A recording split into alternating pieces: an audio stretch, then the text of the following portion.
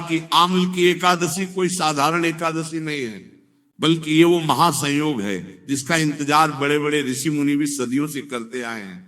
क्योंकि हमारे शास्त्रों के अनुसार ये वही दिन है जब स्वयं भगवान विष्णु ने ये वचन दिया था कि जो भी भक्त इस दिन आंवला और गौ माता की सच्चे मन से सेवा करेगा उसकी 7 पुश्तें राज करेंगी। मेरी बात को बहुत ध्यान से सुनिएगा, क्योंकि ये मौका सालों में सिर्फ एक बार आता है, और अगर इस बार आप चूक गए तो शायद आपको पूरी जिंदगी पछताना पड़ सकता है। आज की इस विशेष वीडियो में हम आपको वो गुप्त चीज बताने जा रहे हैं जो आपको गौ माता को खिलानी है।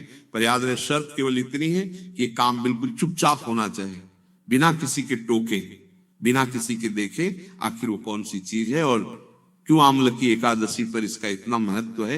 ये जानने के लिए हमारे साथ अंत तक बने रहिएगा, क्योंकि आधा अधूरा ज्ञान हमेशा घातक होता है और हम नहीं चाहते कि आप कोई भी गलती करें। भक्तों, फाल्गुन महीने के शुक्ल पक्ष की एकादशी को आम्लकी एकादशी कहा जाता है। आम्लकी का अर्थ होता है आंवला, वही आंवला जिसे हम और आप एक साधारण फल समझते हैं, लेकिन हमारे पुराणों में इसे धरती का अमृत कहा गया है। कहा जाता है कि जब ब्रह्मा जी की उत्पत्ति हुई थी तब उनके पवित्र आंसुओं से ही आंवला का पेड़ इस धरती पर आया था। इसीलिए इस पेड़ के हर एक पत्ते में, हर एक डाल में सभी देवी देवताओं का वास माना जाता है। और इस विशेष दिन पर अगर आप गौ माता के मुख में कोई गुप्त चीज डाल देते हैं तो आपके घर से दरिद्रता और कंगाली ऐसे भागेगी जैसे सूरज को देखकर गहरा अंधेरा भागता है। परंतु सवाल ये उठता है कि आखिर गौ माता ही क्यों, कोई और पशु क्यों नहीं? देखिए दोस्तों, हमारे सनातन धर्म में गाय सिर्फ एक पशु नहीं है, बल्कि वो एक चलती फिरती तीर्थ है। कहा जाता है कि गाय के शरीर में 33 कोटि देवी देवताओं का वास होता है। जब आप गौ माता की सेवा करते हैं तो आप केवल एक जीव की सेवा नहीं कर रहे होते, बल्कि आप एक साथ 33 कोटि देवी देवताओं को प्रसन्न कर रहे होते हैं। लेकिन आम्ल की एकादशी के दिन गौ माता की ऊर्जा और भी प्रबल और भी शक्तिशाली हो जाती है। इस दिन गाय के मुख से निकली हुई हर दुआ, हर आशीर्वाद सीधे बैकुंठ धाम तक जाती है। इसीलिए हमारे जर्सी मुनियों ने कहा कि इस दिन किया गया छोटा सा भी दान या छोटी सी भी सेवा आपके पुराने से पुराने पाप कर्मों को जलाकर राख कर सकती है। अब जरा सोचिए, अगर आपके जीवन में धन की कमी है, कर्ज का बोझ दिन पर दिन बढ़ता जा रहा है, या फिर घर में हमेशा क्लेश बना रहता है, तो इसका सीधा सा मतलब है कि कहीं न कहीं आपके ग्रह नक्षत्र आपके विपरीत चल रहे हैं। और इन ग्रहों को शांत करने की ताकत सिर्फ और सिर्फ गौ माता की निस्वार्थ सेवा में है। लेकिन अक्सर लोग गलती क्या करते हैं, वो सेवा तो करते हैं पर सही विधि और सही समय का ध्यान नहीं रखते। आज हम आपको वही सही विधि बताने वाले हैं जिसे करने के बाद आपकी किस्मत का ताला खुलना तय है। सबसे पहले ये समझ लीजिए कि आंवल की एकादशी के दिन भगवान विष्णु खुद आंवला के पेड़ में निवास करते हैं। इसीलिए इस दिन आंवला के पेड़ की पूजा करना और आंवला का दान करना सोने के दान के बराबर, यानी स्वर्ण दान के बराबर माना गया है। लेकिन अगर आपके पास आंवला का पेड़ नहीं है या आप किसी कारणवश पूजा नहीं कर पा रहे हैं तो घबराइए मत, गौ माता आपके सारे संकट को दूर कर देंगी। बस आपको ये विशेष उपाय करना होगा। चलिए अब बात करते हैं उस गुप्त चीज की जिसे आपको गौ माता को खिलाना है। और उससे पहले एक छोटी सी कथा सुन लीजिए जो इस दिन के महत्व को और भी गहराई से समझाती है। प्राचीन काल में एक राजा था जिसका नाम था चित्रसेन। वह राजा बड़ा ही धर्मात्मा था और अपनी प्रजा को अपनी संतान की तरह मानता था। लेकिन उसके राज्य में एक बार भयानक अकाल पड़ गया, बारिश नहीं हुई और धरती सूख गई। लोग भूख और प्यास से मरने लगे। तब राजा चित्रसेन ने एक महान ऋषि से इसका उपाय पूछा। ऋषि ने उन्हें आम्ल की एकादशी का व्रत रखने और गौ माता को आंवला खिलाने का सुझाव दिया। राजा ने पूरे विधि विधान से व्रत रखा और चुपचाप रात के अंधेरे में गौ माता को अपने हाथों से आंवला और गुड़ खिलाया। भक्तों, इसका परिणाम ये हुआ कि अगले ही दिन से राज्य में मूसलाधार वर्षा हुई और अन्न के भंडार फिर से भर गए। ये इस व्रत और इस उपाय की असली ताकत। तो भक्तों, अब ध्यान से नोट कर लीजिए कि आपको करना क्या है। 27 फरवरी की सुबह जल्दी उठकर स्नान करें और स्वच्छ वस्त्र धारण करें। हो सके तो पीले रंग के कपड़े पहने, क्योंकि पीला रंग भगवान विष्णु को अति प्रिय है और ये गुरु ग्रह को भी मजबूत करता है। इसके बाद अपने घर के मंदिर में भगवान विष्णु और माता लक्ष्मी की विधिवत पूजा करें। उन्हें आंवला अर्पित करें। अगर ताजा आंवला न मिले तो आप सूखा आंवला भी उपयोग कर सकते हैं या आंवले का चूर्ण भी ले सकते हैं। पूजा के बाद आपको अपने हाथों से एक रोटी बनानी है, पर ध्यान रहे ये रोटी साधारण नहीं होनी चाहिए। इस रोटी को बनाते समय आपको अपने मन में ओम नमो भगवते वासुदेवाय मंत्र का लगातार जाप करते रहना है, ताकि उस रोटी में मंत्रों की शक्ति समा जाए। जब रोटी बन जाए तो उसके ऊपर थोड़ा सा शुद्ध गुड़ रखें और साथ में एक आंवला रखें। अगर आंवला बड़ा है तो उसे काट कर उसके छोटे छोटे टुकड़े कर लें। और अगर आपके पास आंवला नहीं है तो आंवले का मुरब्बा या आंवले का अचार धोकर इस्तेमाल कर सकते हैं, लेकिन कोशिश करें कि फली हो।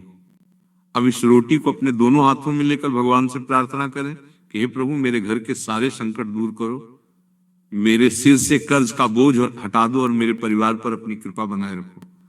अब सबसे महत्वपूर्ण बात जो आपको याद रखनी है, ये काम आपको बिल्कुल अकेले में करना है। जब आप ये रोटी लेकर घर से निकले तो किसी से बात न करें, अपना मौन व्रत धारण कर लें। रास्ते में अगर कोई मिल जाए, कोई परिचित दिख जाए तो उसे अनदेखा कर दें। आपका पूरा ध्यान बस गौ माता पर होना चाहिए।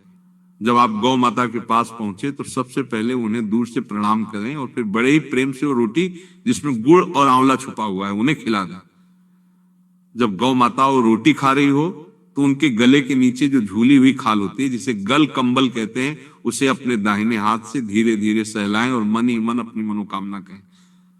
चाहे वो धन की हो, सेहत की हो या फिर विवाह की। माना जाता है कि गौ माता के गल कंबल में साक्षात ब्रह्मा जी का वास होता है और वहां स्पर्श करने से आपकी किस्मत की सोई हुई लकीरें जाग सकती हैं। लेकिन रुकिए दोस्तों, बात यही खत्म नहीं होती इस उपाय में। एक और सावधानी बरतनी बहुत जरूरी है। अक्सर लोग गलती ये करते हैं कि वो रोटी खिलाते ही वहां से तुरंत वापस लौट आते हैं। ऐसा बिल्कुल ना करें। रोटी खिलाने के बाद कम से कम 5 मिनट वही खड़े रहे और गौ माता को निहारते रहे। अगर गौ माता रोटी खाने के बाद अपनी जीभ से अपनी नाक को चाट ले या फिर जोर से रंभा दे, यानी आवाज निकाले, तो समझ लीजिए कि आपकी पूजा स्वीकार हो गई है। ये एक अत्यंत शुभ संकेत होता है कि साक्षात ईश्वर ने आपकी पुकार सुन ली है और अब आपके अच्छे दिन शुरू होने वाले हैं। अब कुछ लोग पूछेंगे कि अगर हम शहर में रहते हैं, फ्लैट में रहते हैं और आसपास गाय नहीं मिलती तो क्या करें? तो दोस्तों, इसका भी एक तोड़ है।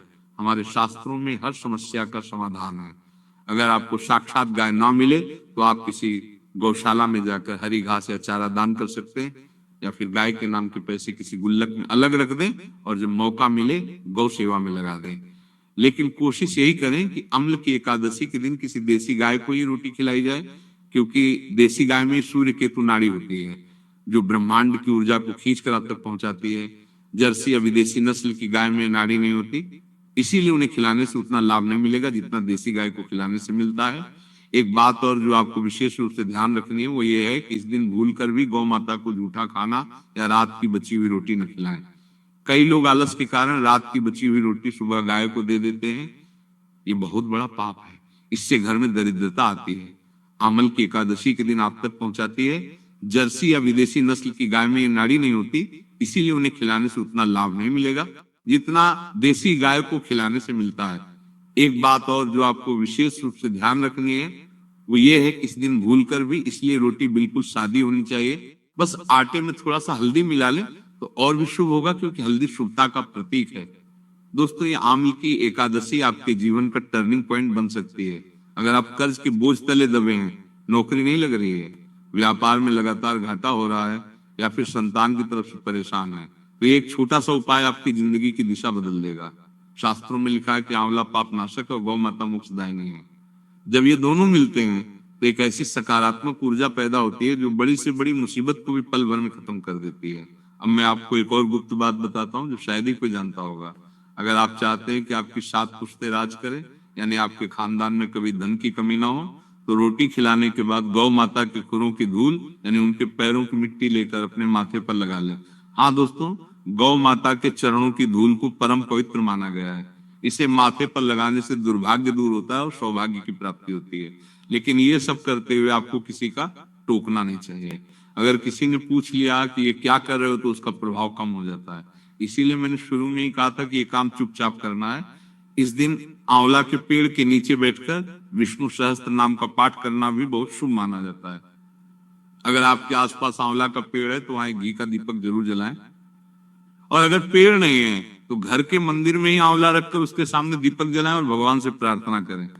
ध्यान रहे, आंवला भगवान विष्णु का प्रतीक है और इस दिन आंवला का अपमान करना या आंवला के पेड़ को काटना या तोड़ना घोर पाप माना जाता है। यहाँ तक कि इस दिन आंवला खाना माना गया है। केवल दान करना है और गौ माता को खिलाना है। खुद नहीं खाना है। इस बात का विशेष ध्यान रखें दोस्तों।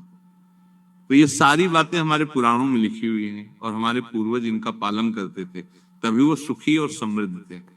आजकल की भागदौड़ भरी जिंदगी में हम इन छोटे छोटे नियमों को भूल गए हैं, जिसका नतीजा ये है कि हम मानसिक तनाव और परेशानियों से घिरे रहते हैं। परंतु अब आपके पास एक सुनहरा मौका है। 27 फरवरी का दिन आपके लिए एक नई सुबह लेकर आ रहा है। इस दिन को ऐसे ही जाने मत दीजिए। सुबह जल्दी उठिए और पूरे श्रद्धा भाव से इस उपाय को कीजिए। विश्वास मानिए दोस्तों, ईश्वर उन्हीं की मदद करता है जो अपनी मदद खुद करते हैं। एक और महत्वपूर्ण बात जो मैं आपको बताना चाहता हूँ वो ये कि अगर आपके घर में कोई लंबे समय से बीमार है और दवाइयां असर नहीं कर रही है, तो आंवल की एकादशी के दिन उस बीमार व्यक्ति के हाथ से गौ माता को आंवला स्पर्श करवा के खिला दे। आप देखेंगे कि धीरे धीरे उसकी सेहत में सुधार होने लगेगा। यह आंवला का चमत्कार है जो वैज्ञानिक रूप से भी सिद्ध हो चुका है कि आंवला में रोग प्रतिरोधक क्षमता बढ़ाने की ताकत होती है, लेकिन आध्यात्मिक रूप से ये रोगों को नष्ट करने वाला माना गया है। कभी हम सोचते हैं कि इतने छोटे से उपाय से क्या होगा, लेकिन याद रखिए दोस्तों, एक छोटी सी चाबी बड़े से बड़े ताले को खोल देती है। उसी तरह ये छोटे छोटे उपाय आपके जीवन के बड़े बड़े संकटों को दूर करने की ताकत रखते हैं। बस जरूरत है तो सच्चे मन और विश्वास की। अगर आप मन में शंका लेकर ये उपाय करेंगे तो इसका कोई लाभ नहीं होगा। इसीलिए मन में दृढ़ विश्वास रखिए कि मेरी पूजा जरूर स्वीकार होगी और मेरा बुरा वक्त जरूर बदलेगा। और हाँ, एक गलती जो अक्सर लोग करते हैं वो ये है कि उपाय करने के बाद वो सबको बताने लगते हैं कि मैंने आज ये किया, मैंने वो किया। शास्त्रों में कहा गया है कि नेकी कर और दरिया में डाल, यानी अपना अच्छा कर्म करके उसे भूल जाओ, उसका ढिंढोरा मत पीटो। जब आप अपने पुण्य कर्मों का बखान करते हैं तो उनका फल नष्ट हो जाता है। इसीलिए इस बात को अपने तक ही सीमित रखें और गुप्त रूप से दान पुण्य करते रहें। यही सच्ची भक्ति है। तो अपने घर में गुड़ और आंवला पहले से लाकर रख लीजिए ताकि सुबह कोई भागदौड़ ना हो और सुबह शांति से उठकर अपने नित्य कर्मों से निवृत्त होकर इस महा उपाय को अंजाम दें। याद रखिए, किस्मत दरवाजा बार बार नहीं खटखटाती। ये अवसर आपके दरवाजे पर खड़ा है, इसे अंदर आने दीजिए और अपने जीवन को खुशियों से भर लीजिए। जाते जाते एक आखिरी बात और सुन लीजिए। अगर आप इस दिन गौ माता को रोटी नहीं खिला पा रहे हैं किसी मजबूरी के कारण, तो कम से कम किसी गरीब को आंवला दान जरूर करें। नर सेवा ही नारायण सेवा है। अगर आप किसी भूखे को भोजन कराते हैं तो वो भी साक्षात ईश्वर की सेवा ही मानी जाती है। परंतु प्राथमिकता गौ माता को ही दें, क्योंकि इस दिन उनका महत्व सर्वोपरि है।